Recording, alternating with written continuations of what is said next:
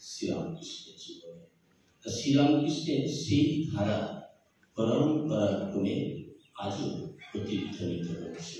আমরা পূর্বে শুনেছি শ্রীরামকৃষ্ণের সেই ধারা কিভাবে আমাদের যারা রয়েছেন বর্তমানে তাদের মধ্য দিয়ে প্রবাহিত হচ্ছে। আজকে একটি কথা এখানে আমাদের বলতেই হবে, সে কথাটা এইরকম।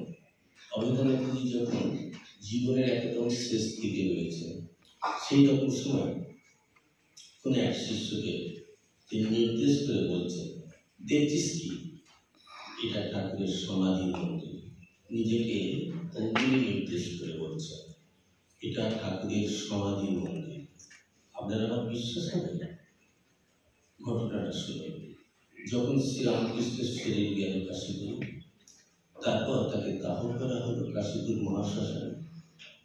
এরপর তার চিতাভস্য, তার অস্থি সংরক্ষণের বলরামবাবু থাকবে কাছে, না সুরেনবাবুর কাছে, না রামবাবুর কাছে থাকবে। তখন তো মঠ হয়নি, আশ্রম হয়নি, কে রাখবে সংরক্ষণ করে? তাকে কোথায় রাখা হবে? তাই আমরা জানি যে পুত অস্থির মধ্যে শ্রীরামকৃষ্ণের বিশেষ উপস্থিতি। যদি এই কথাটাই মেনে নিয়ে অভেদানন্দজি স্বামীজি রয়েছে যে সেটি রাখবো কোথায় এবং সেখানে থাকবে কি? তা স্বামীজি তখন নেতৃত্ব দিচ্ছেন, কালী মহারাজকে বলছে, দেখ আমরা বরং নিজেরাই একটু করে খেয়ে।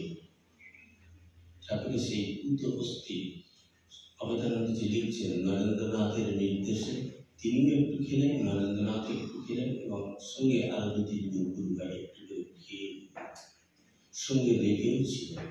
তাই অভেদানন্দজি বলছেন এটি তার সমাধি মন্দির, শ্রীরামকৃষ্ণ এর মধ্যে আছে।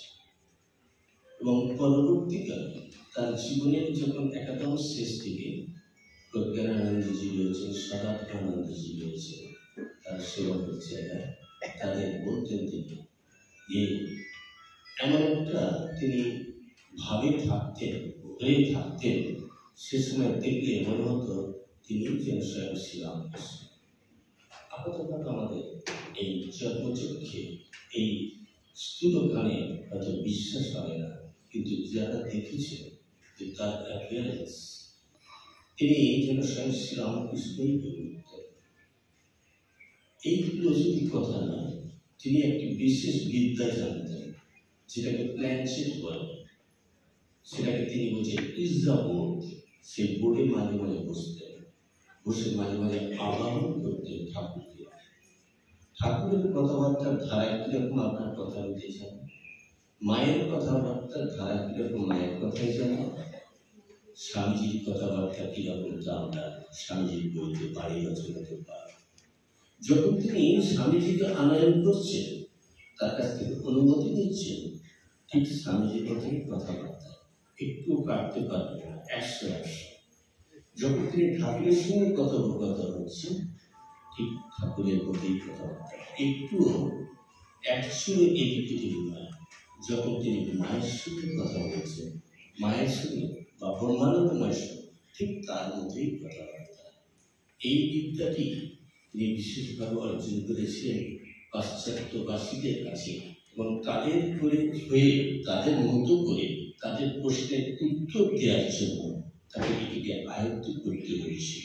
এবং সেখানে বসে তিনি তার গুরু ভাই যোগানন্দ মহেশ্বরী